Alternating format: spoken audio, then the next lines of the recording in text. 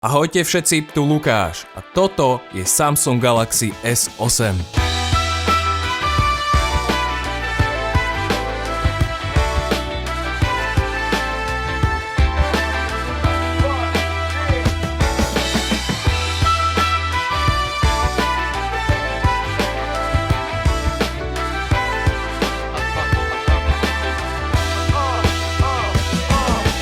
Prepáčte mi môj hlas, momentálne ma trápi najvážnejšia choroba známa všetkým chlapom, snáď to so mnou vydržíte. Galaxy S8 je pre Samsung veľkou zmenou, ktorá je pre mňa veľmi vítaná. Jeho dizajn sa mi páči snáď najviac zo všetkých smartfónov, vrátane Mi Mix. S8 pôsobí premyslene a prepracovane, až teda na jednu zákernú vec, ku ktorej sa dostanem neskôr. V ruke pôsobí úžasne. Naozaj tak pohodlný telefón som snáď ešte nedržal. Mojím favoritom je menší z dvojice, väčší S8 Plus sa mi až tak pohodlne nedržal. Obe zariadenia sú celkom klské, keďže predná aj zadná strana je prekrytá vrstvou Gorilla Glass 5, čo má ešte jeden nežiadaný efekt. Otlačky prstov nájdete všade, len nie na snímači. Fakt, tak pekný povrch, ako keď ho prvýkrát vyberete z krabičky, už nikdy neuvidíte. Zakrivenie displeja je podstatne menšie než na Galaxy S7 Edge, čo je určite dobrá vec, keďže takto pôsobí prirodzenejšie. Možno som to však len ja, komu sa viac páči displeje na S8, dajte mi vedieť v komentároch nižšie. Jeden rozdiel v dizajne, ktorý si všimnete takmer okamžite, je absencia ikonického domovského tlačidla pod displejom, ktoré bolo nahradené softvérovými tlačidlami. Nové domovské tlačidlo je uložené vnútri telefónu, pod vrstvou displeja a ponúka veľmi príjemnú spätnú väzbu. Čo Samsung na druhú stranu našťastie neodstránil je 3,5 mm jack pre slúchadlá, vedľa ktorého sa nachádza aj USB-C port pre nabíjanie a bohužiaľ len jeden reproduktor, čo je v dnešnej dobe miernym sklamaním.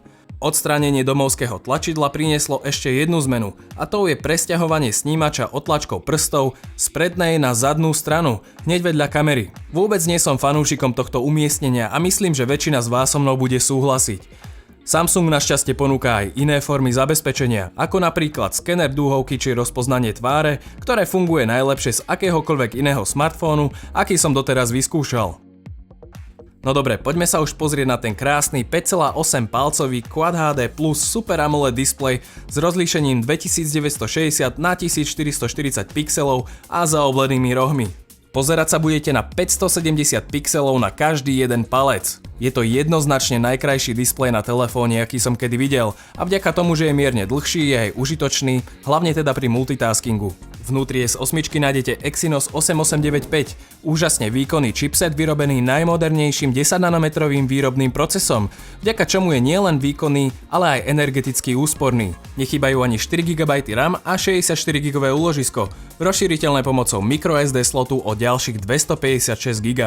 Jednou z najzaujímavejších noviniek je Bluetooth 5.0, ktorý vám umožní prehrávať hudbu do dvoch zariadení zároveň, a to nezávisle od seba.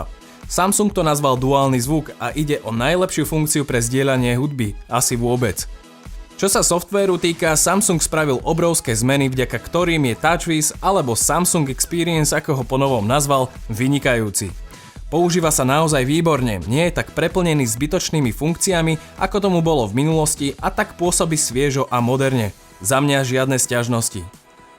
Samsung spolu s S8 a S8 Plus predstavil aj Bixby, nového inteligentného pomocníka, ktorému dokonca pridelil aj vlastné hardwareové tlačidlo. Celkom veľký risk, ak do toho môžem niečo povedať. Ide o akúsi náhradu za Google asistenta, ktorého stále preferujem, a tak skoro sa to podľa všetkého ani nezmení. Fotoaparát na S8 sa v porovnaní s minuloročnou generáciou veľmi nezmenil, no to môže byť aj dobrá vec. Stále ide o jeden z najlepších snímačov na trhu, čo sa prejavuje aj na odfotených záberoch. Do aplikácie pribudlo niekoľko vylepšení, napríklad ksichtiky zo Snapchatu, ktoré vás zabavia asi na 5 minút. Spustiť ju dokonca môžete dvojitým stlačením tlačidla pre zapnutie telefónu. Stále je však pre mňa záhadou, prečo Samsung venoval tak málo priestoru vylepšeniu fotoaparátu, teda niečomu, čím sa v minulosti tak pýšil.